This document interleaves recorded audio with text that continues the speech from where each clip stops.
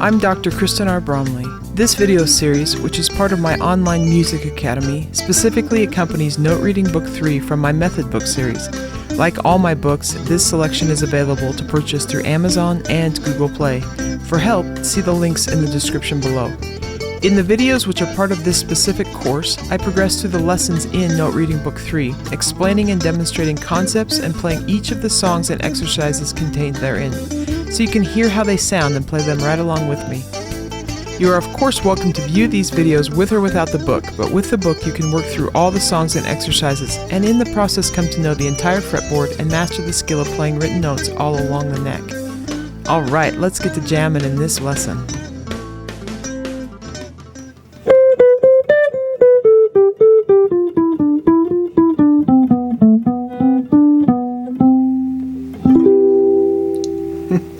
Hi, I'm Dr. Kristen Bromley. Welcome to my online academy. I sure enjoy being here helping you with playing the guitar. This video lesson goes with Lesson 8 in Note Reading Book 3. So I'm going to be going through Lesson 8 in Note Reading Book 3. We'll start on page 42. Right there in the middle of page 42, you see the diagram that helps us with the scale we need to read in this position. So we're going to be reading in the key of C. We're still reading in the key of C. We're doing our final position of these positional forms. We started out in second and third position, played all the notes available in that position. Then we were in fourth and fifth, so we had a little shift there, but we played all the notes in the key of C in that position. Then we were in the seventh position. Then we were in ninth and 10th position, playing all the notes available there. Now we are in 12th position, playing all the notes available here. If we were to go higher, we would go up to the 14th and 15th position, but we'd be starting over with the same scale that we used before. Down in second and third position, we'd just be an octave higher. So this is the last of the 5 positional forms. And most of our reading stays in these positions. Rarely do we read higher, but occasionally we do, and we can. So you can work in the higher position, like in position 14 and 15, using that form that we started with down in second and third position if you want to. But right here in this lesson, we're working on 12th position. This one does not have a shift, so that's kind of nice.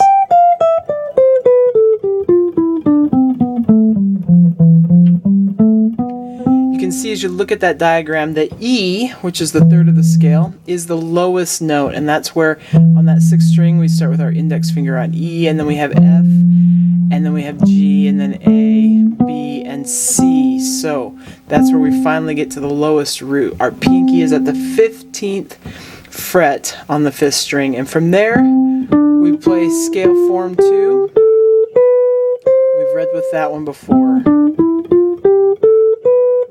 But to go higher, we're back to form 1, 2, 4, 1, 2, 4 in the fingering for C, D, E, F, G. So that's all we have on the top end, and then on the lower end we have the root, and then the 7, 6, 5, 4, 3, as I had mentioned. So in starting on that lowest root, which is usually what I start on, and the diagram on the right side can really help with finding that and just visualizing the whole fretboard there. We just start with that form 2.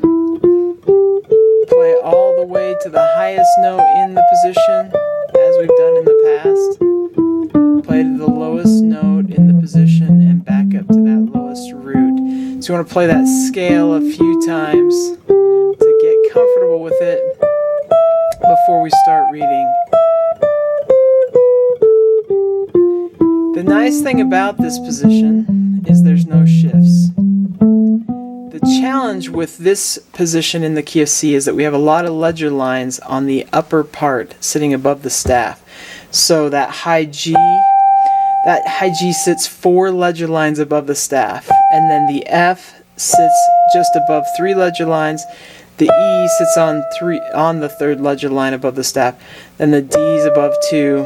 The C sits on 2 ledger lines above the staff. B sits on 1, sits just above 1 ledger line, and then A sits right on 1 ledger line above the staff. So all those notes are in ledger lines, and that makes it a little bit challenging. If you need to keep practicing the scale, you can pause the video, but I'm going to go ahead and read number 1 here on page 42, which is our C major scale exercise number 1. We'll read it a little bit slow as we get going. We're going to start on that C, so that root note, pinky on that 15th fret on the 5th string. We'll go about 1 and 2 and ready and go and.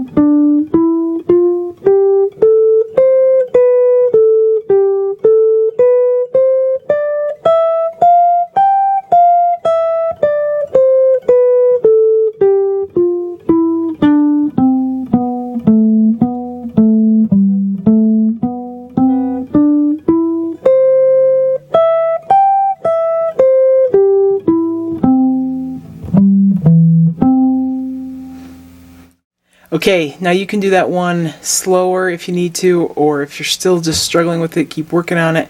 I'm going to go on to number 2 though. So if we flip on over to page 45, or take a look over at 45, depending on if you're flipping your book or just looking over at the next page, we'll do number 2, the C major scale exercise number 2. This one is in 6/8 time, so I'm going to go 1 and 2, and we'll take it about that tempo. Here you go. 1 and 2 and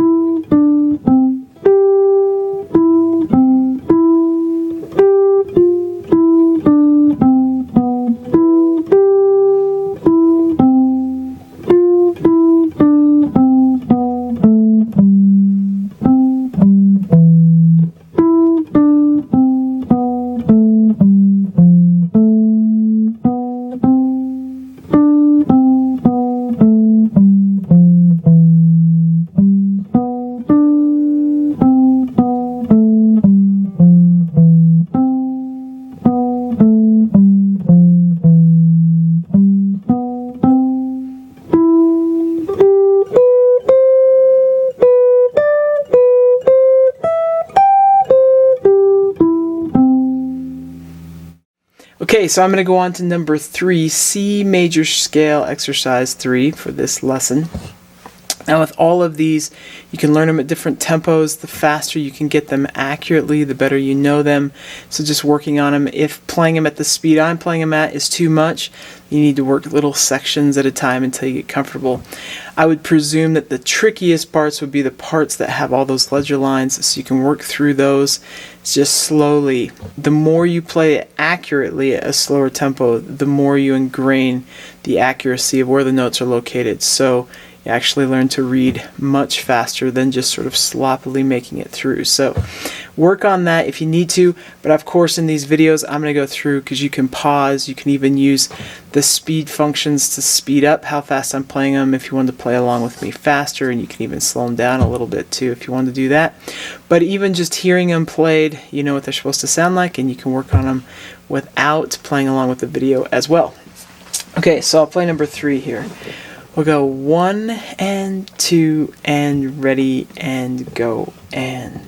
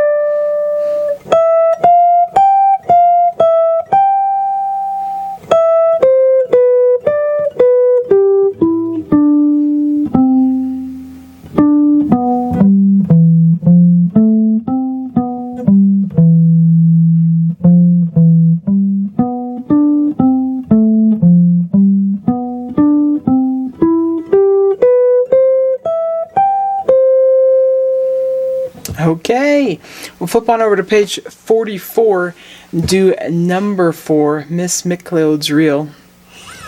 This one's got some 16th notes in it, so, and we're in 2/4 time, so I'll give us the 1 E and 2 E, and we'll catch the and in the pickup measure.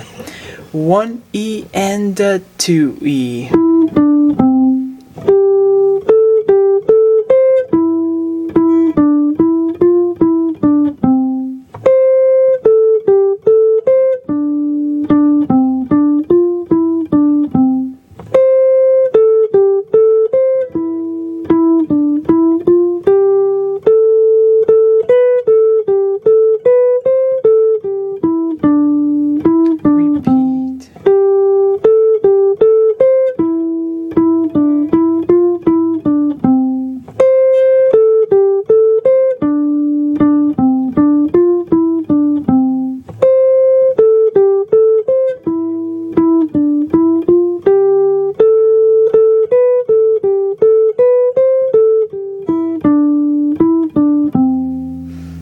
Okay, we'll do number 5, which is in 6/8 time. Rockabye Baby.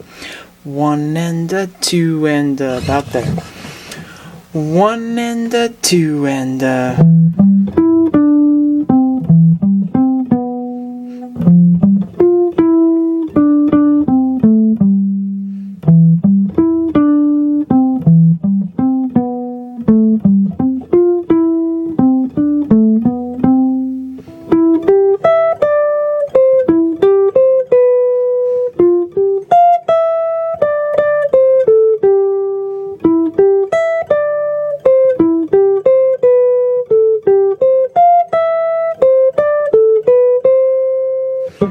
Okay, and number 6, fidelity.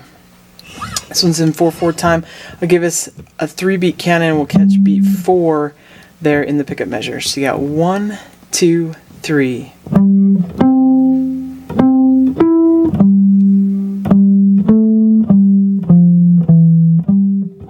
2, 3.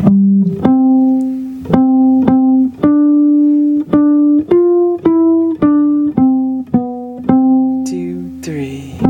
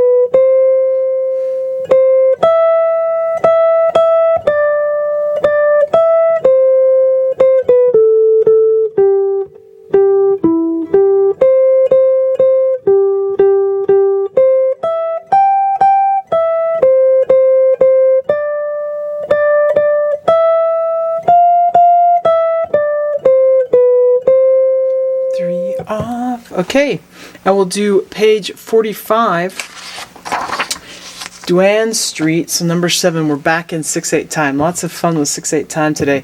This one comes in with 16th notes. I'm going to give us 1 and 2 and we'll have to catch right there on that last That's how that one starts. So 1 and 2 and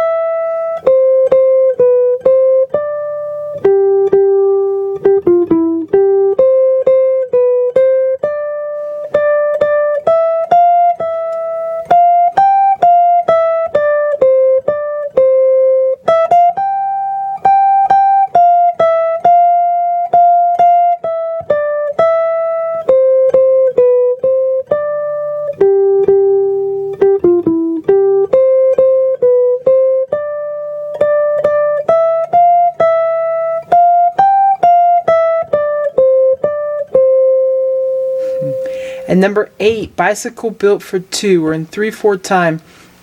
Lots of long notes. I'm going to take it at a faster tempo.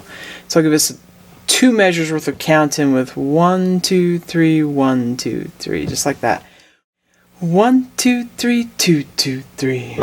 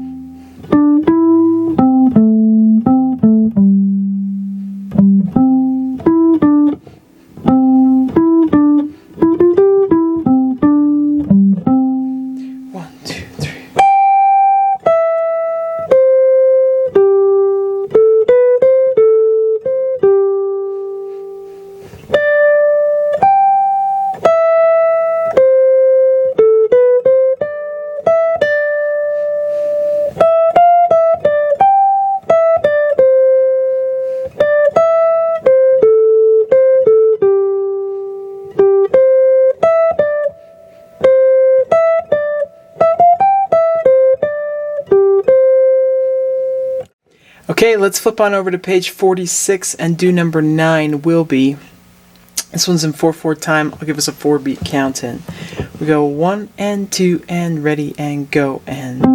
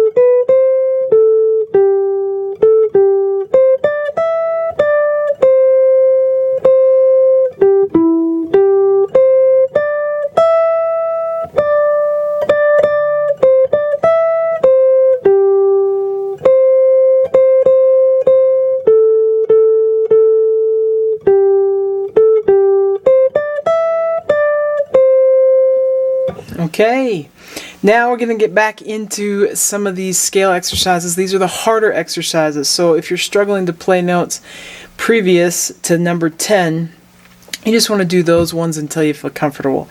But I'm going to go ahead and play these a little bit more challenging exercises, starting with number 10. We've got all eighth notes here, but there's a lot of arpeggios and skips in this position that's a little bit trickier some of the time. So we'll go about here. 1 and 2 and ready and go and.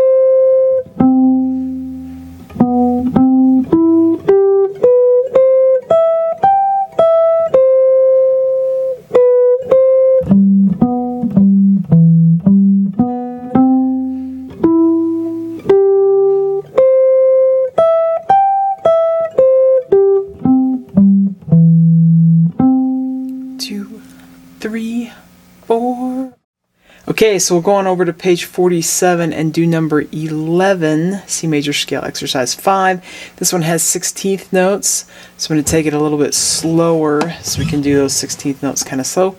We start on that C that's on that second string, so the higher root. So here we go. 1 E and 2 E and ready E and go E and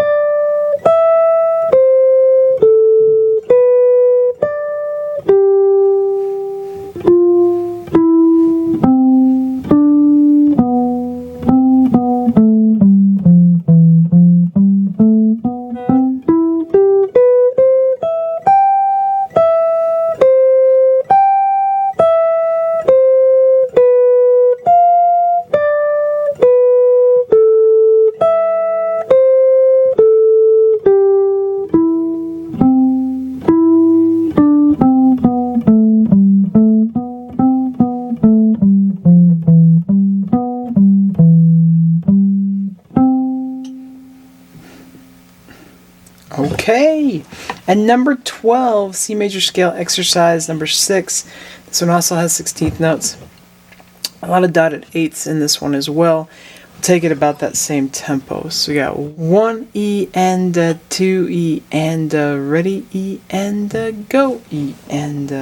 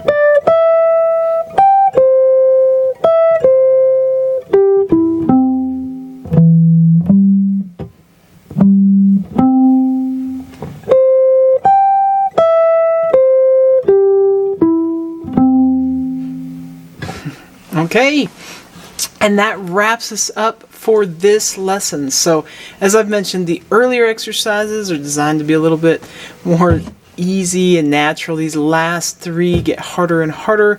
They're challenge exercises. So if these are a little bit much, then of course work on those early ones, get them up to tempo, and then you can take these on at slower tempos. You can also take them on faster. It's good to play them faster, or just work them in sections. These scale exercises sort of do the types of things that we find in music, but kind of all at once, so we get used to all the different techniques, all the different skips that we might play, and the stepwise motion, and the changes of direction, and the different rhythms. So you can work on them just piece at a time, but keep working on it, keep getting good at reading notes. It opens the world to playing anything that is ever written. We can find a way to play it on the guitar when we know the fretboard this well. So it's awesome. In the next lesson, in lesson 9, I'm going to show us how to sort of connect these different positions together, because a lot of times when we're reading music, we'll start out in a position, but we'll end up shifting to other positions. So in the next lesson, I'll be going over that. In lesson 9, that's what's next in the book. I hope you're having fun. Take care. We'll see you again. If you found this video helpful, please hit the like button and subscribe to the channel. For help with other guitar playing skills, check out more of my method books and the numerous lessons available as part of my online academy here on YouTube. You can find more information about me and my products at kristenbromley.com. Take care.